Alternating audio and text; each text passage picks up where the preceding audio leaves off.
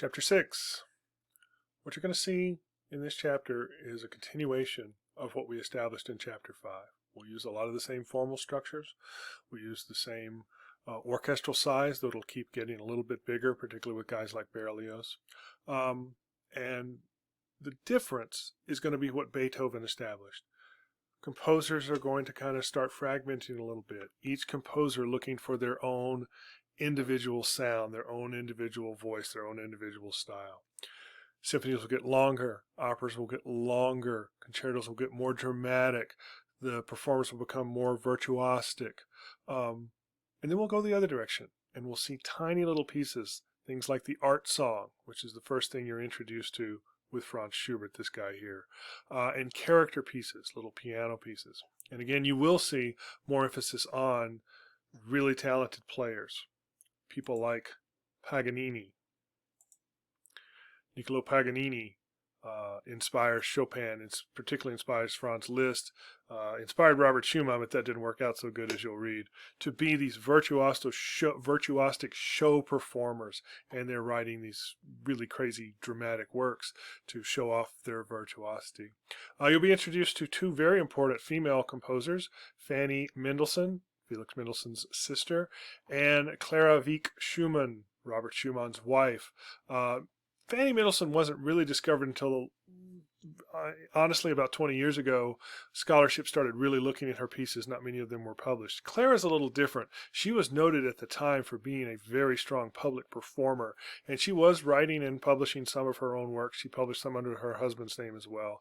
It's a complicated discussion, but one that's worth having. Again, I mentioned character pieces. Here's a little focus on form that deals with character pieces, and you'll experience those with this guy Chopin. Absolutely fantastic stuff. Again, we have Ivan Moravec performing for you 3 of his lovely preludes from the Opus 28 set. Absolutely gorgeous music. Then we get into Franz Liszt. Now, I wrote an introduction to Franz Liszt, but I let most of the storytelling be done by a great piano performer and comedian named Victor Borge.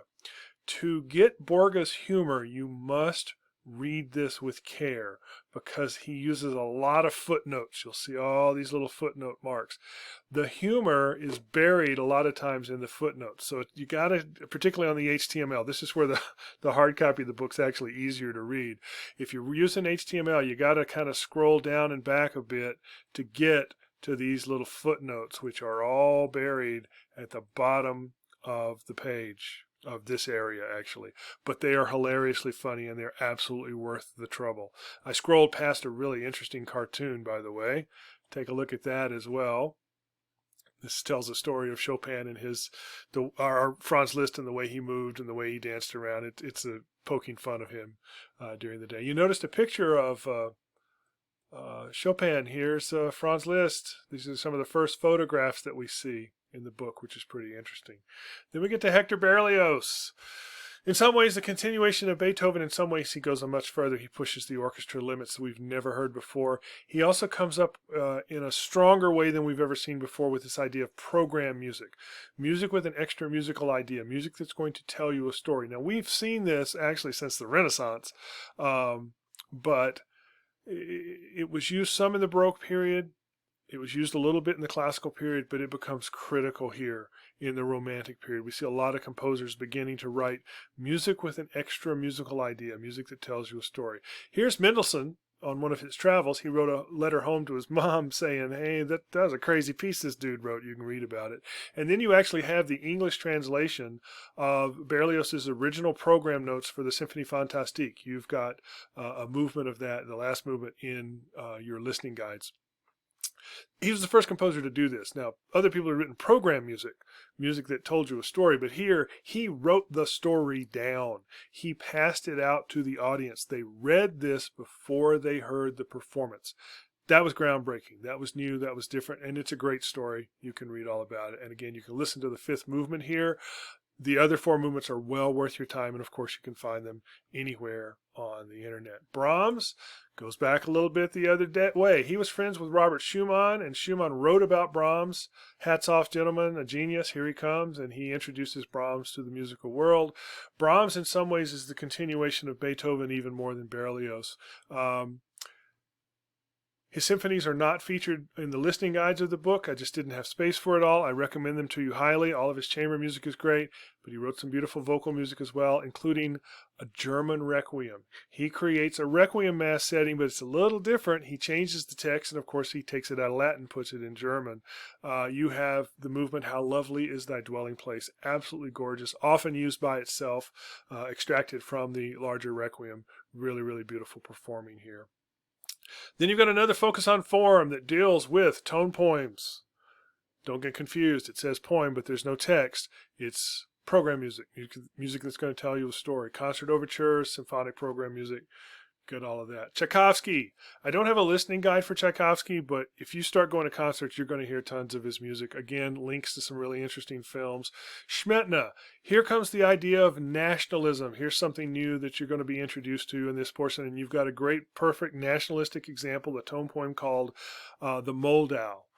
Which tells the story of the Moldau River running through Bohemia, Czechoslovakia, and you can read all about that. Again, pay close attention to the timeline here and follow along, because each of the little sections in the piece is clearly marked by these time codes, which you'll see right here as you listen along.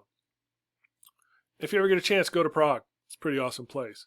I've got Gounod here for opera composer, an important French composer, but he's actually mostly here because of this particular setting of the Ave Maria, and you can read all about this. He actually took the Well-Tempered Clavier prelude that we studied in chapter 4, and all he did was paste his own melody over it instead of a version of the Ave Maria text. But it's showing you how different composers continue to deal with that same text. Dvorak. Again, I don't have a listening guide for his symphonies, though I recommend them all to you. His string quartets, his operas, dude could write. He's here, though, because we're studying in America, and he's one of the first really important European composers who comes to America and spends extensive time here. And it continues this thread of nationalism. He was a nationalistic composer, but he also encouraged other countries, in particular America.